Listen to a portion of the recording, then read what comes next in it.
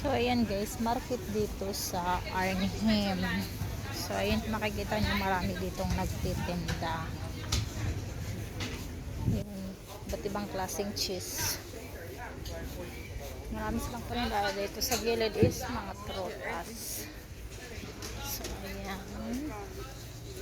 Mga prutas dyan. Pwede kang tumikim.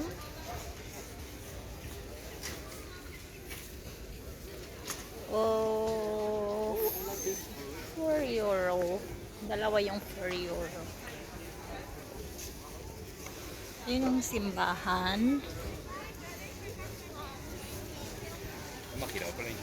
Dito, naglalakihang cheese.